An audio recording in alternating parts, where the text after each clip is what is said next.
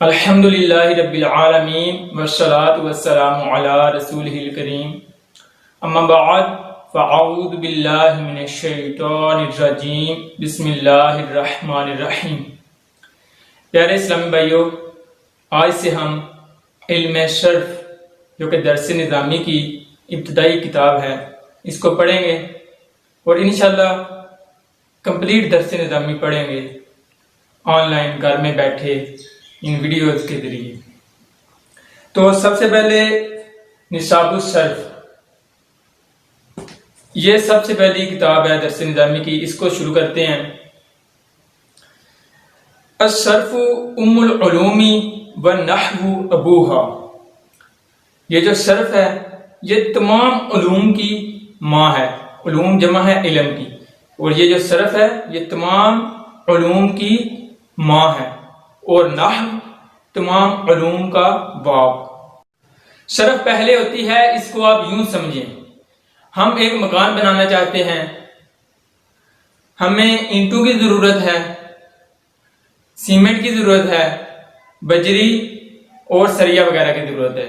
یہ جو سامان ہے انہیں ہم صرف کہیں گے، اور جو جوڑنے کا کام کرتی ہے، یعنی اینٹ کہاں لگانی ہے، سیمنٹ کتنا ڈالنا ہے، سریا اور بجری وغیرہ کو کب ڈالنا ہے، تو یہ جتنی چیزیں ہم نے سیکھنی ہے ان کو جوڑنے کا طریقہ یہ ہمیں نحو سکھاتی ہے۔ اب کلمات بنانے کا طریقہ کہ کون سا لفظ ماضی پر دلالت کرے گا، کون سا امر پر دلالت کرے گا، کون سا وقت پر دلالت کرے گا، کون سا جگہ پر دلالت کرے گا، تو یہ جو کلمات بنانے کا طریقہ ہمیں سکھاتی ہے وہ صرف سکھاتی ہے، اور ان کلمات کو جوڑنے کا جو طریقہ ہے وہ ہمیں نحو سکھاتی ہے۔ تو سب سے پہلے چند ابتدائی باتیں بیان کی جائیں گی صرف میں۔ تو صرف کی سب سے پہلے تعریف، تو اس کی تعریف یہ ہے کہ ایسے اصول و ضوابط جن کے ذریعے سے ایک کلمہ سے دوسرا کلمہ بنانے اور ان میں تبدیلی کرنے کا طریقہ معلوم ہو، یعنی ایک کلمہ ہے اس سے دوسرے کلمات کیسے بنیں گے اور ان میں تبدیلی کیسے ہوگی۔ اب دوسری چیز ہے کہ اس کا موضوع کیا ہے، یعنی کون سی بات ہے، کون سی چیز ہے جس کے ہم ارد گرد گھومیں گے، جس کے بارے میں ہم بات کریں گے۔ تو کہتے ہیں کہ علم صرف کا موضوع صیغہ کے اعتبار سے کلمہ ہے۔ اب آپ کہیں گے کہ صیغہ کے اعتبار سے، اب آپ کے ذہن میں یہ سوال پیدا ہوگا کہ صیغہ کیا ہے؟ تو صیغہ کے بارے میں ہے کہ صیغہ کلمہ کی اس مخصوص شکل کو کہتے ہیں جو حروف اور حرکات و سکنات کی مخصوص شکل سے حاصل ہو۔ جیسے ماضی کا صیغہ فعل اور فعل، اس پر تینوں زبر ہیں اور اس پر پیش بھی ہے، کسرہ بھی ہے اور زبر بھی ہے۔ تو اب یہ جو حرکات ہیں، زبر ہو گئی، زیر ہو گئی، پیش ہو گئی، یعنی فتحہ، ضمہ اور کسرہ، یہ جو تین حرکات ہیں ان حرکات و سکنات کی مخصوص شکل کو کیا کہیں گے؟ صیغہ۔ اب علم صرف کی غرض و غایت، غرض و غایت یعنی اس علم کو سیکھنے کی کیا وجہ ہے، اس کو سیکھنے کا مقصد کیا ہے؟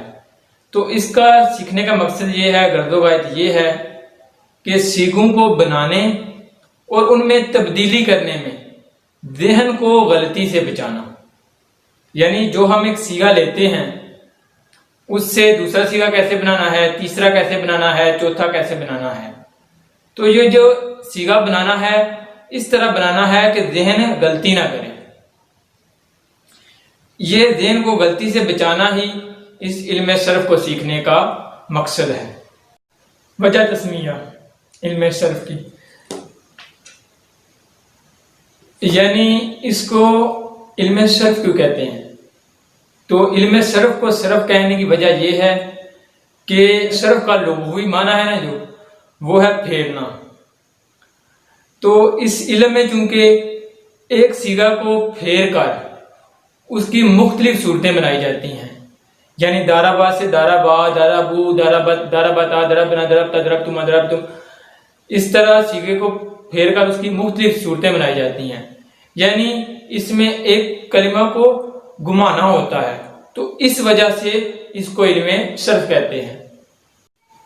اب 3 سوال انہوں نے دیے ہوئے ہیں آگے کہ علم صرف کی تعریف تو تعریف آپ نے پڑھی ہے کہ ایسے اصول و ضوابط جن کے ذریعے سے ایک کلمہ سے دوسرا کلمہ بنانے اور ان میں تبدیلی کرنے کا طریقہ معلوم ہو۔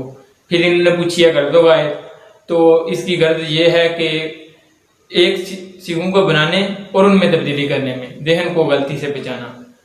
اور تیسرا سوال انہوں نے دیا ہوا ہے کہ اس کو صرف کیوں کہتے ہیں، تو آپ نے بھی پڑھا اس کی وجہ تسمیہ کہ اس میں سیغوں کو پھیرا جاتا ہے، اس لیے اس کو علم صرف کہتے ہیں۔ درس نظامی میں 2 چیزیں ضروری ہوتی ہیں، یہ چیز کیا ہے اور یہ کیوں ہے۔ یہ 2 چیزیں آپ اپنے ساتھ لازم سمجھیں۔ اللہ پاک میرا اور آپ کا حامی و ناصر ہو، آمین بجاہ النبی الامین صلی اللہ تعالی علیہ وآلہ وسلم۔